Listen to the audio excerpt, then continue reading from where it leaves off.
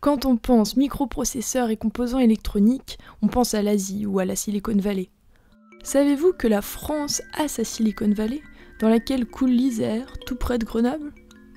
ST Microelectronics est un des leaders mondiaux de la microélectronique et répond à une grande variété de besoins, dont celle des fabricants de smartphones et tablettes que vous aimez tant. ST Microelectronics est le premier fabricant de semi-conducteurs européen. Les deux sites de Grenoble en fait, font de ST Microelectronics le premier employeur privé de l'Isère. Il faut savoir qu'un emploi ST dans la région crée environ 4 emplois en France. C'est une entreprise où il fait bon travailler. La situation géographique également est agréable. On est entouré de montagnes, donc pour ceux qui aiment bien faire de la randonnée ou faire du ski l'hiver. Les microcomposants sont fabriqués dans des usines de haute technologie. On commence à partir d'une plaque de silicium circulaire vierge. Et de cette plaque de silicium, on va faire à peu près 200 étapes de fabrication qui vont durer 6 à 8 semaines. Chaque plaquette peut avoir des milliers de puces dessus de composants microélectroniques. Là, nous sommes en phase d'équipement de photolithographie. À cette étape de fabrication, nous allons déposer de la résine suivant un dessin particulier sur les plaquettes. Cette résine va être ensuite insolée et va permettre en fait de graver, de déposer ou de faire des implantations aux endroits qu'on aura définis par ce dessin de dépôt de résine. La superposition verticale de ces motifs, couche par couche, et des étapes de gravure constituent des architectures microscopiques dans lesquelles vont se déplacer les électrons. Actuellement, on fabrique par exemple en 28 nanomètres. 28 nanomètres, c'est la grille du transistor. Et donc c'est toujours cette taille-là qu'on essaye de réduire. Toujours plus fort. Nous sommes donc dans la course à l'infiniment petit et les technologies standards commencent à connaître leurs limites, d'où les technologies de rupture comme pour le FD-SOI. FD-SOI, le mot est lâché. De quoi s'agit-il ? Il s'agit d'une technologie SOI, donc silicium sur isolant. Si on fait une image en 3 dimensions, on voit plusieurs niveaux des interconnexions. Toute cette ligne, c'est des métaux qui font des connexions entre les éléments logiques. Et on les voit à peine, pourtant c'est l'élément le plus important de notre circuit. Ça, c'est le transistor. Il est composé de 3 terminaux source, drain et grille.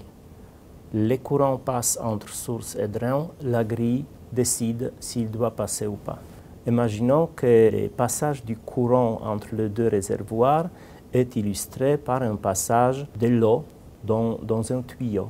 Et la grille de commande abaisse ou monte le tuyau.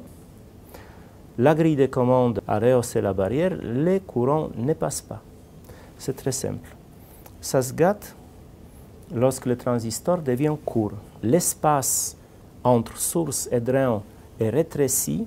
J'ai du mal à entraîner les tuyaux vers le haut. L'extrême miniaturisation, en rapprochant les pôles du transistor, entraîne des fuites de courant et une perte de l'efficacité de la grille. Pour réduire les fuites, on peut augmenter l'épaisseur de l'isolant, mais cela n'améliore pas l'efficacité. L'idée géniale de Thomas Skotnicki est de conserver la finesse de l'isolant et de lui donner les propriétés d'une deuxième grille. C'est comme l'invention du sandwich après la tartine. On remplace une couche épaisse de pain par des couches fines de chaque côté. Les deux grandes idées, innovations qui ont permis cette technologie viennent de 2 sociétés françaises qui sont placées à, 500 mètres l'un de l'autre. Et oui, la fabrication du FD-SOI implique une préparation très particulière du support de silicium, une spécialité de Soitec. Il y a peu de sociétés qui le maîtrisent.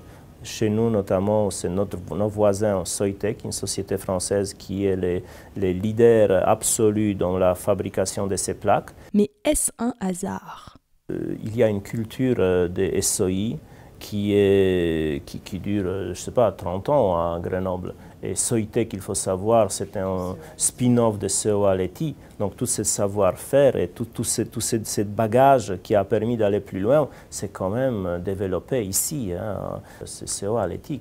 Le FD-SOI est facile à mettre en œuvre. Il consomme très peu et ne chauffe pas.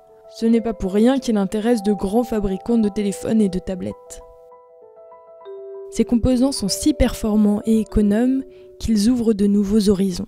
Nous avons développé des technologies qu'on appelle des technologies low power. Donc c'est un réseau qui fait appel à des petits nœuds de communication. L'innovation, là, réside dans le fait que chaque petit nœud de communication se nourrit de l'air du temps. Ici, on voit qu'on a une petite cellule photovoltaïque. Cette petite cellule photovoltaïque va alimenter un processeur, des capteurs, de la radio, tout ce qu'il y a besoin pour communiquer et faire des mesures de l'environnement. Ça peut être température, lumière, pression, vibration, CO2. Ça préfigure ce que pourrait être l'Internet du futur dans les maisons, dans les bâtiments, au bord des routes et également dans les villes.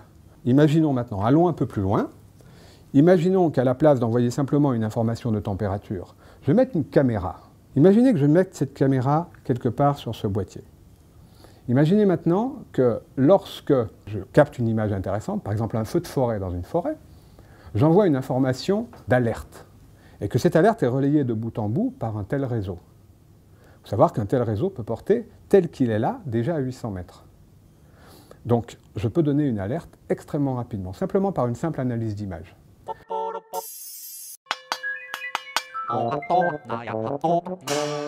YouTube